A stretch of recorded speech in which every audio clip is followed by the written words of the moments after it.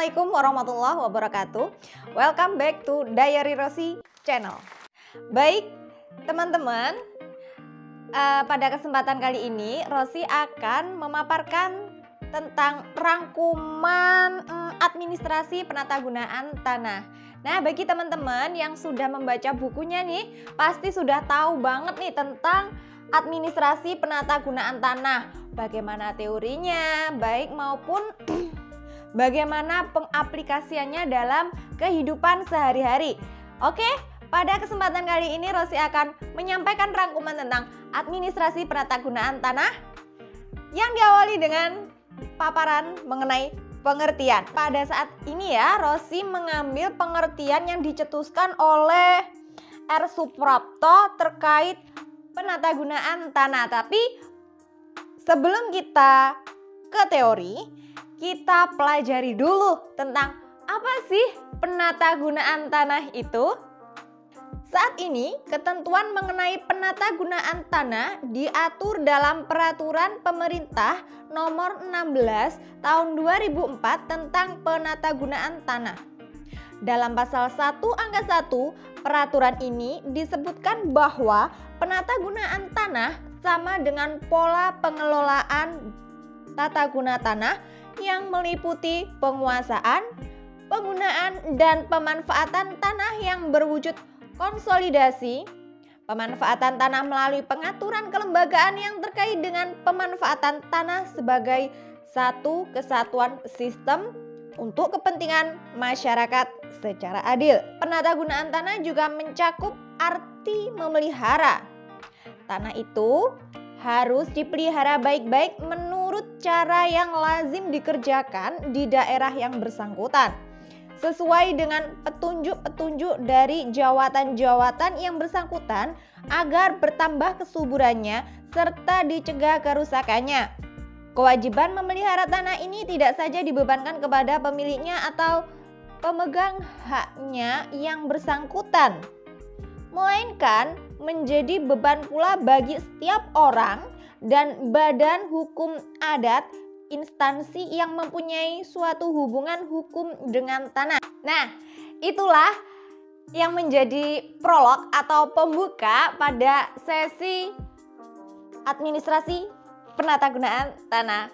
Baik ya, kita langsung ke teori Bapak Suprapto terkait dengan penatagunaan tanah. Dalam buku Undang-Undang Pokok Agraria dalam Praktek, karya R. Suprapto menyebutkan bahwa tata guna tanah adalah rangkaian kegiatan-kegiatan penataan, peruntukan, penggunaan dan persediaan tanah secara berencana dan teratur sehingga diperoleh manfaat yang lestari, optimal, seimbang dan serasi untuk sebesar-besarnya kemakmuran rakyat dan negara. Nah, itulah pengertian penatagunaan tanah yang dicetuskan oleh Bapak R. Suprapto. Selanjutnya kita menuju ke materi tentang pemanfaatan dan pemeliharaan. Nah, ini teman-teman ya, berkaitan erat dengan teori yang dicetuskan oleh Bapak Suprapto tadi.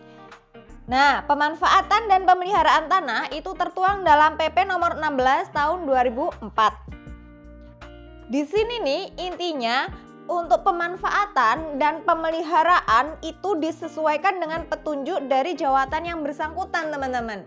Nah, yang jawatan itu maksudnya instansi ya, instansi yang bersangkutan. Baik, ini langsung saja ya kita ke kebijakan dan tata laksana.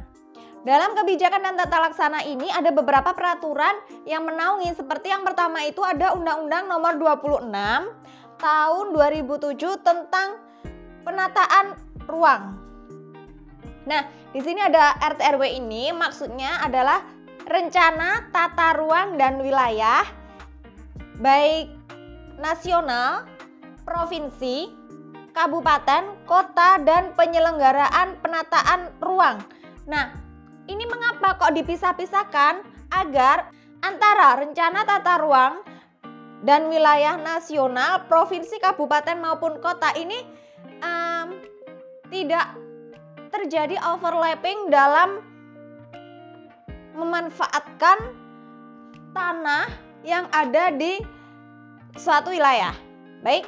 Nah, maka dari itu kita kan mengenal tuh ada, oh ini tanahnya milik pemerintah kabupaten misal, ini tanah milik pemerintah kota, ini miliknya provinsi. Nah, sedangkan ini adalah milik nasional, dan yang paling sering kita ketahui, paling sering kita jumpai nih adalah penggunaan jalan nih. Ada tuh jalan, oh ini jalan desa, ini jalan kabupaten atau kota, ini jalan provinsi, oh ini jalan nasional. Seperti itu contoh simpelnya. Baik, selanjutnya yaitu berlandaskan pada PP atau Peraturan Pemerintah Nomor 16 Tahun 2014 tentang penata gunaan tanah. Kalau ini tadi penataan ruang, kalau ini penata gunaan tanah. Enaknya di sini apa di sini ya? Sini aja ya. Ini dapat dilaksanakan pada tanah perorangan, negara maupun ulayat. Kalau yang PP ini itu tadi lebih cenderung ke langsung atau pengaplikasiannya. Digunakan untuk apa sih? Nah, kalau yang ini tanahnya seperti itu ya. Untuk rangkuman administrasi penata gunaan tanah ini memang Rosi rangkum sesimpel mungkin, soalnya kan yang sebelum-sebelumnya itu sempat panjang banget ya, apalagi yang pertama, soalnya kan kita perlu kenalan dulu nih tentang materi yang akan kita bahas beberapa minggu ke depan. Nah, bagi teman-teman yang sudah membaca buku atau sumber informasi lain tentang administrasi penata gunaan tanah, bisa langsung di-sharingkan dengan Rosi melalui kolom komentar yang ada di bawah ini. Jangan lupa like untuk kamu yang suka dan subscribe serta nyalakan lonceng untuk mengetahui video-video yang sudah terupload, yang akan diupload. Oke? Baik, sekian dulu ya. Apabila ada tutur kata Rosi yang kurang berkenan maupun salah, mohon dimaafkan yang setulus-tulusnya. Wassalamualaikum warahmatullahi wabarakatuh. See you next time.